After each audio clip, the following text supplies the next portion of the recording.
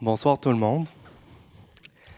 Merci tellement d'être ici. Ça fait tellement plaisir de vous voir.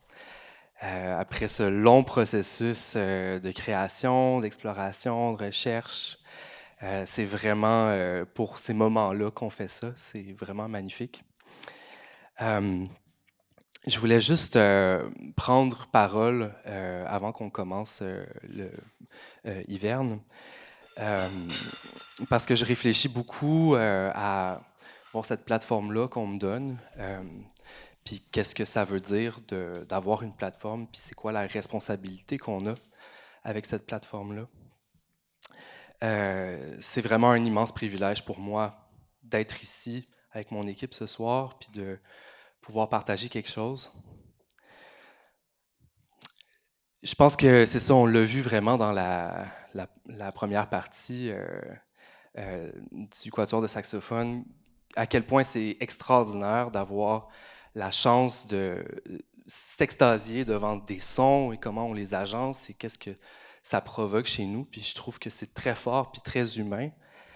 Puis à la fois, je peux pas m'empêcher de le voir comme un privilège que je crois que pas assez de personnes ont accès. Euh, Puis dans ce sens-là, j'avais envie de dire quelque chose que j'entends malheureusement encore trop peu dans nos milieux culturels. Donc, vive la Palestine libre.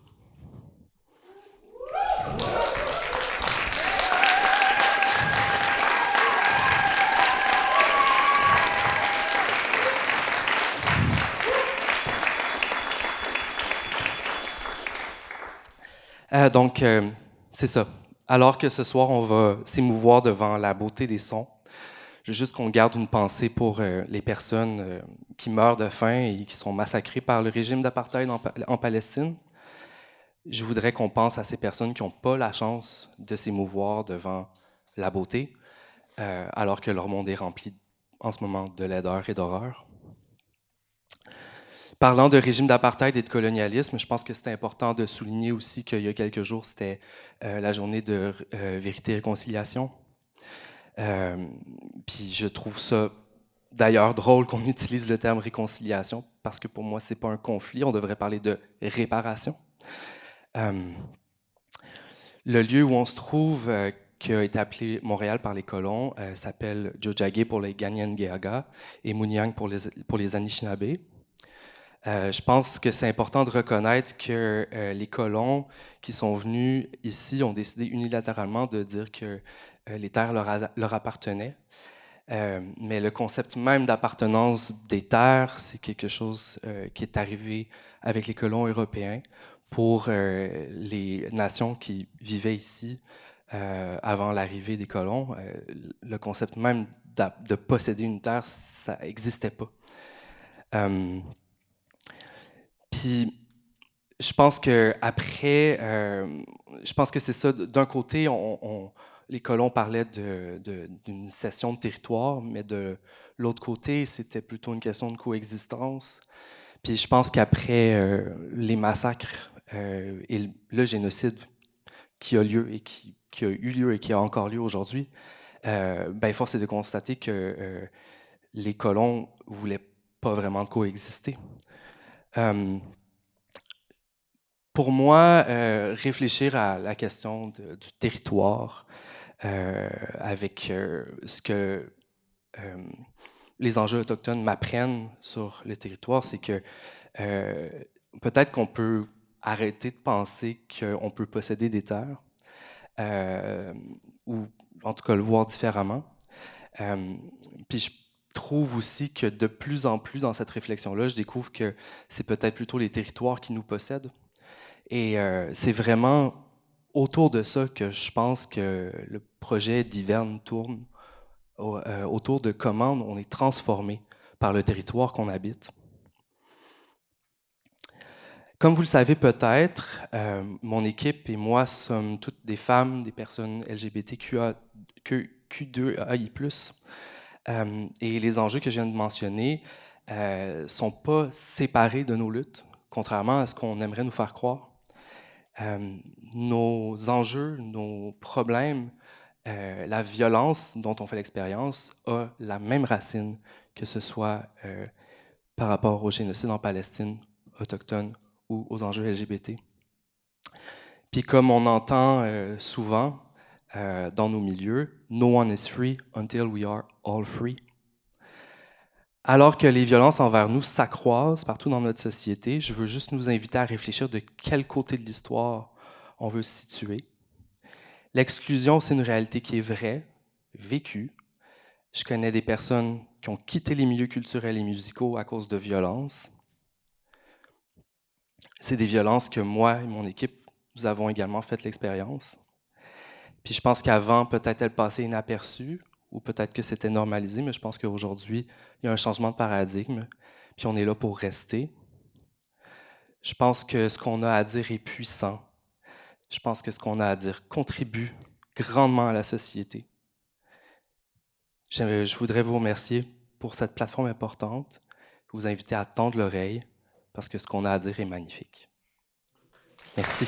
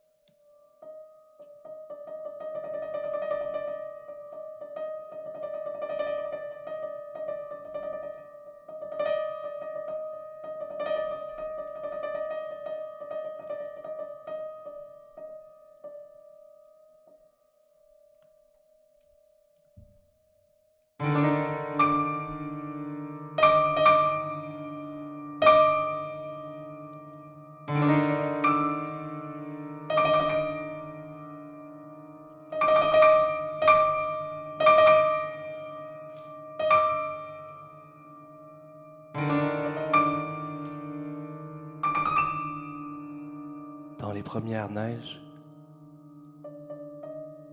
il y a toutes les premières fois.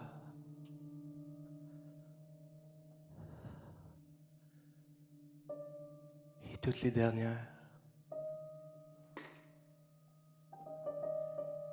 Dans les premières neiges, il y a toutes les dernières neiges.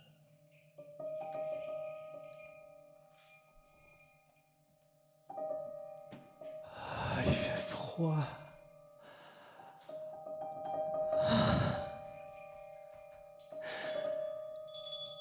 Il fait froid et je vis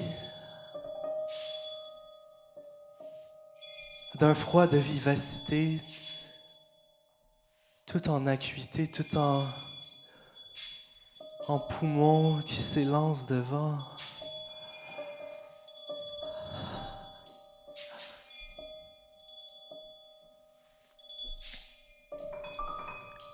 Le froid est un poumon. Mon poumon.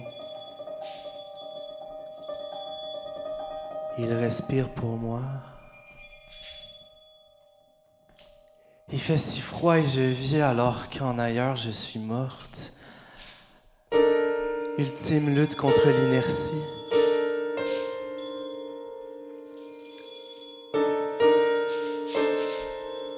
L'hiver nous connaît trop bien.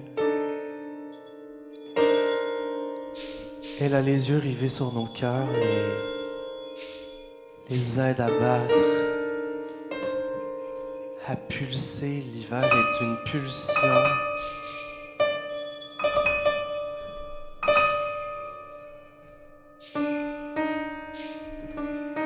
Nous sommes des voyous frondeurs d'aurore boréale.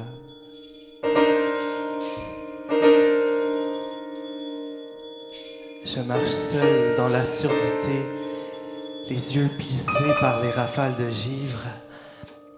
Trop d'air en un seul coup, trop de vie à la fois.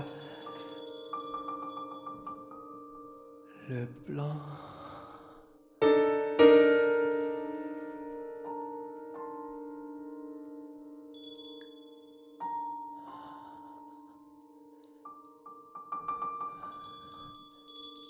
Je te parle pour la première fois.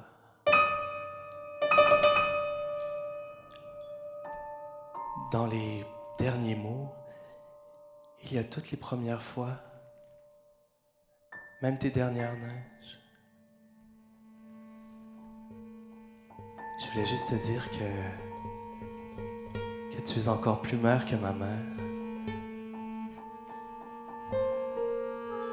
Avant que je regrette, avant qu'il soit trop tard,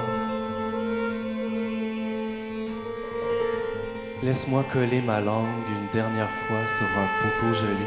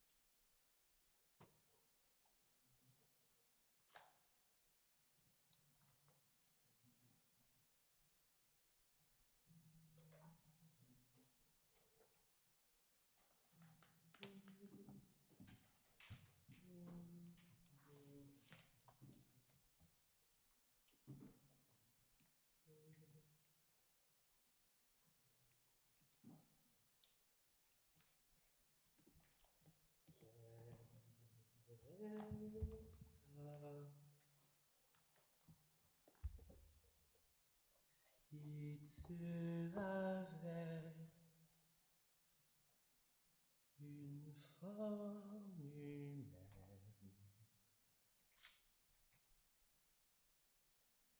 je te prendrais par la main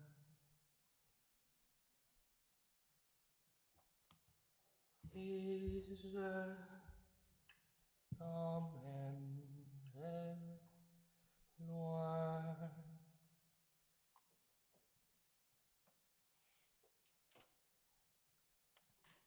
Loin d'ici,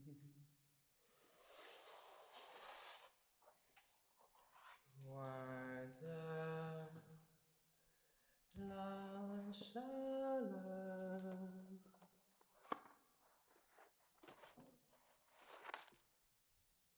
faut pas que t'attrapes chaud.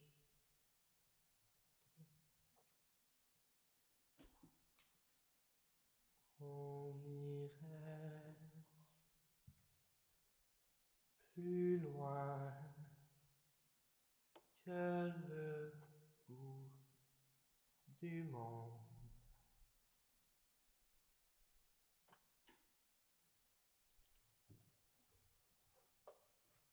On irait voir la banquise, le blanc.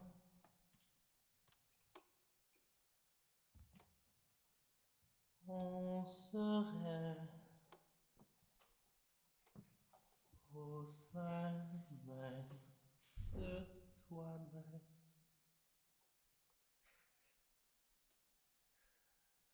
J'espère que ça c'est froid comme ça. C'est toi qui n'es déjà plus chez moi.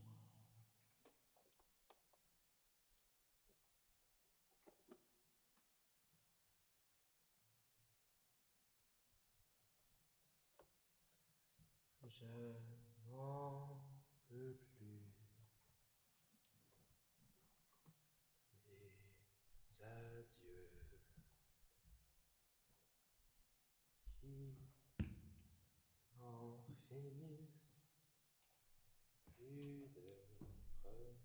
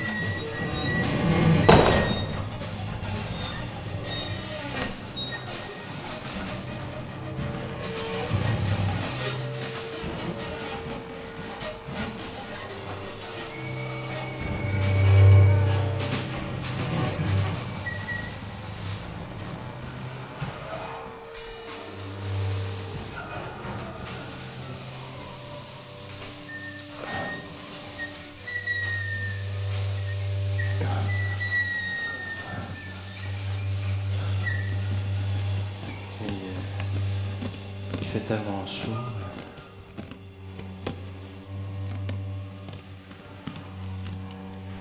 Et pourtant, je me suis jamais senti aussi froid.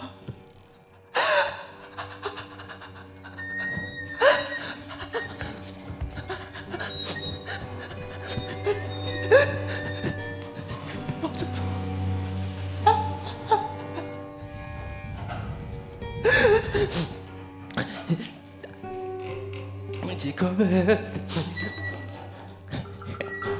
j'ai comme de la misère à respirer, là.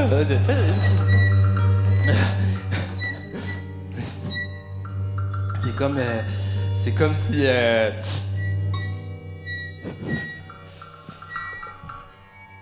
c'est comme si y avait pas assez...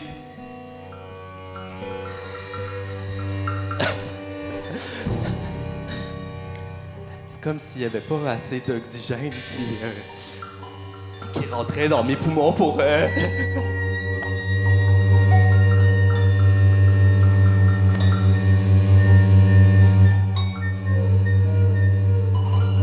pour comme générer la température que ça prendrait pour que...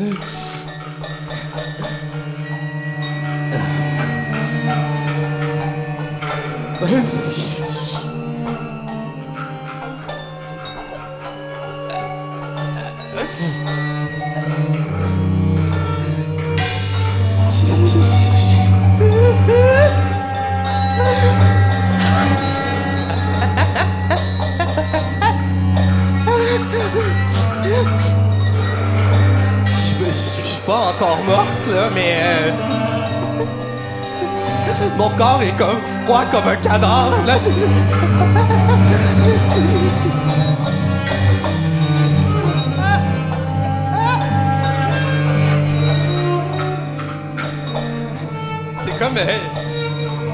C'est comme si j'étais déjà à la morgue, là, pis que j'étais prisonnière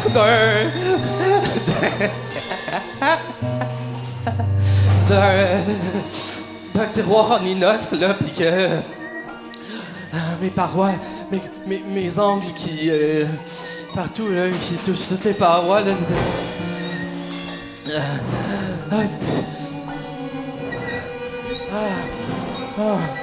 elle fait tellement chaud.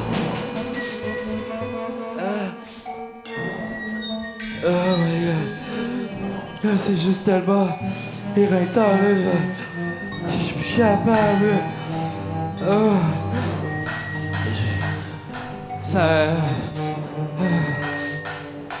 me donne juste vraiment... en tout cas, c'est vraiment épuisant, là. C'est comme... ça me donne vraiment envie de dormir, là.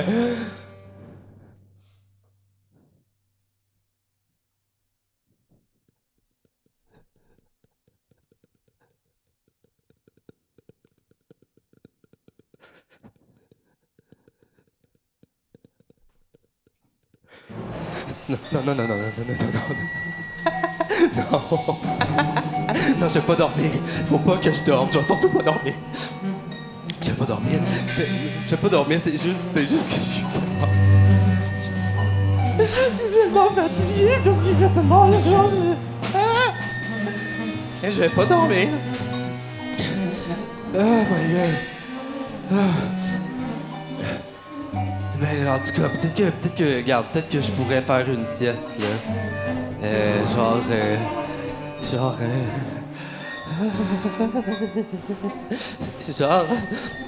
je dors 5 minutes, là. Non, même pas 5 minutes, même pas. J'ai 3 minutes. Genre, j'ai 3 minutes, et puis je me mets une alarme. Puis après 3 minutes, je me réveille. Il me semble que ça serait quand même correct, non, je sais pas. Non. Non.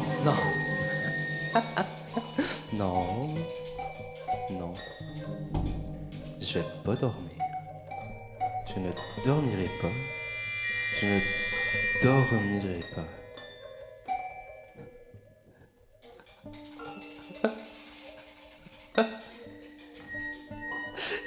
Juste vraiment trop chaud.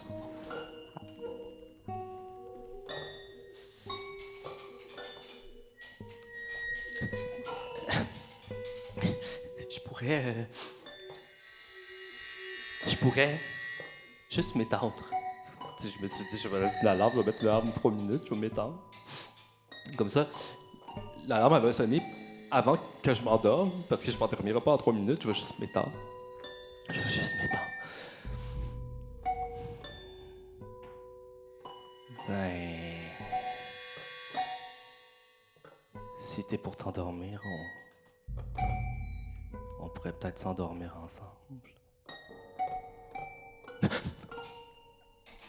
Non, non, non, non, non, non, non, non, non, non, non, non, non, non, non, non, non, non.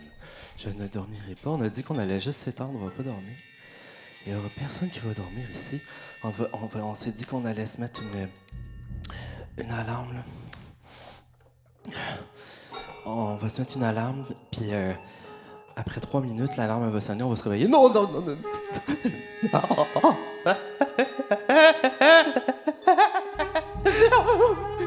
On va pas dormir. On va pas dormir. On va juste étendre. On va juste étendre nos corps.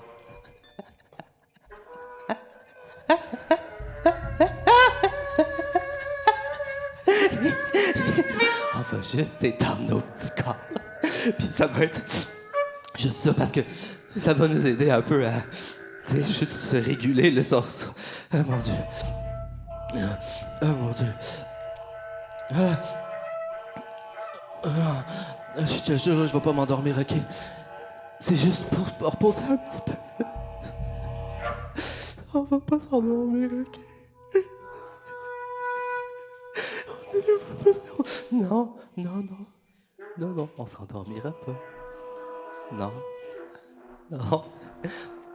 Attends. Ah, mon Dieu. Juste là, juste le petit... Le fait de me pencher de même, là.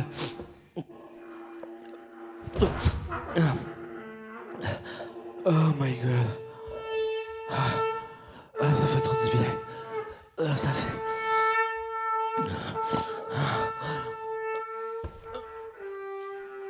Oh my God. On va pas s'endormir, ok? Hein, qu'on...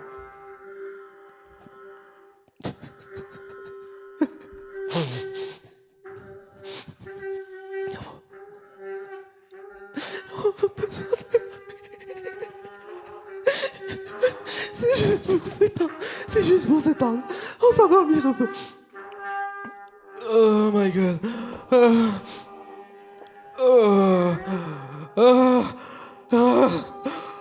Oui.